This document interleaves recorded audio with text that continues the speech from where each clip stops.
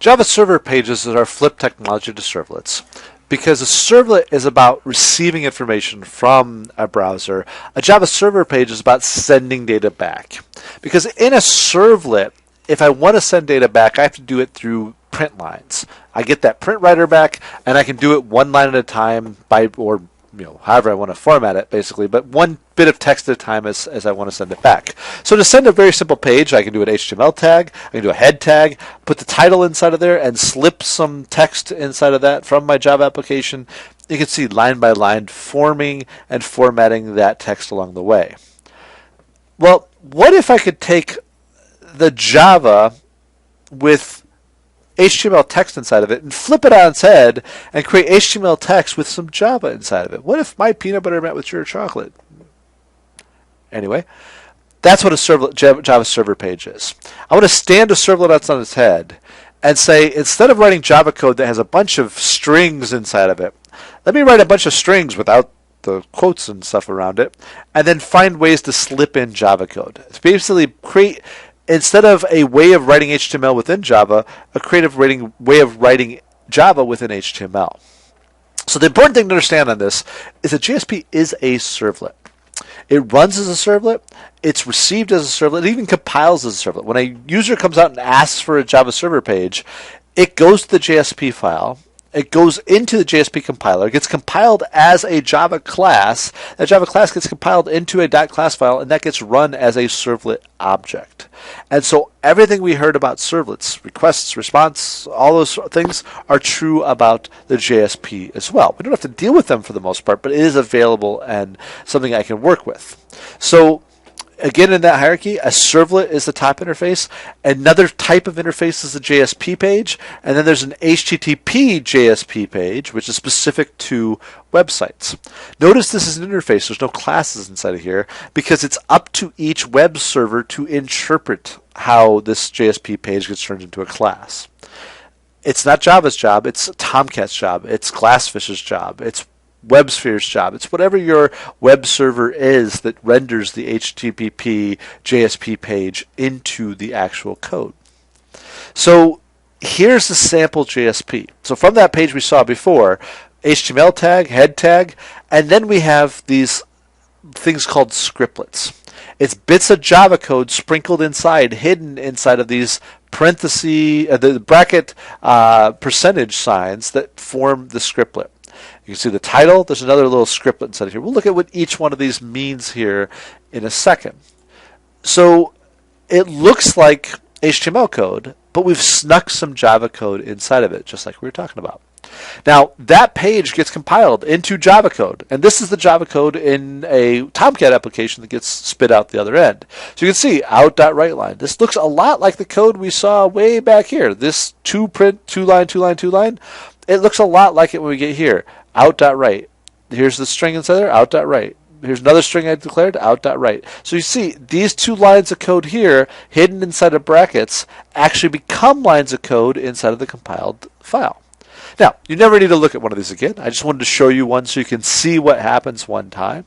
You can look at it more in more detail if you wish, but fundamentally, the HTML is all translated into print lines, and the Java code each becomes lines of code in this resulting file. So the key is understanding the different scripting elements that JSP allows. So there's four main types that we'll talk about. Directives basically set the context for the servlet. It's things like that would be importing files, generally speaking. Type of scriptlet it's going to be, a type of, basically you could do other languages besides for Java. There's no other implementations of languages for outside of Java. That's the type of thing that you can set up. Declarations then become member variables or other methods I want to define. They're very, very rarely used, but it's an option. You can create things that are true for all users visiting the page, but remember they're true for all users visiting the page. If I put somebody's credit card out there, every user who sees the page will see that person's credit card information. So instead, we use expressions to grab data specific to that user. And we can work on that, or we use scriptlets to be able to do logic on that data. So expressions print out data, scriptlets basically do if statements, loops, whatever logic elements we want to from Java we can put inside of there. Now, Looking at these individually, declarations are things that are, as I said, shared by all users. So if we want on a page to have the count of the number of people who visited this page, we can do it this way. And so when we put this scriptlet up top, we can say, hey, this data is true for all users. Now, it's not true for all users for all time. Just because I make it a scriptlet at the top of a page doesn't mean I automatically persist it in the database or save the file. It's true for since this object was created. So it's not perfect, but it does give us a sense for something that can be shared. Again, very, very rarely used. Expressions are very commonly used. It takes any variable, in this case the count variable up there, and it allows us to take that variable and print it out. So the percentage equal, it says take this guy and print it out to screen. The scriptlet then allows us to sprinkle in the Java code.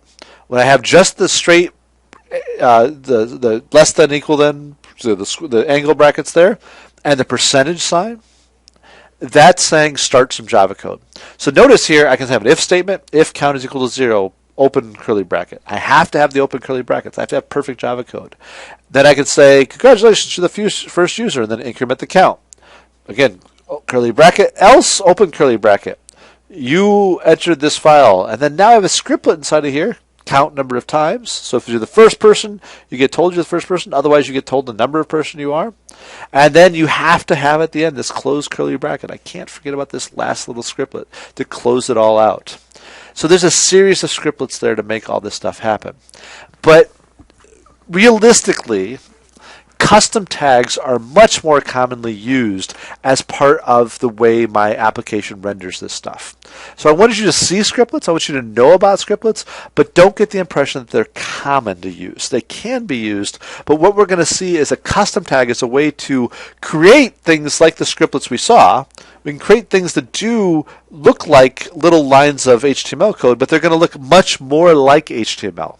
I'm not going to have to put in curly brackets and stuff, because what a custom tag does is it gives us the ability to represent Java code in the back end, but make it look like HTML code on the front end. So we'll see more examples of that when we get into Java Server Faces, but know that it's coming and know that's what we're going to see.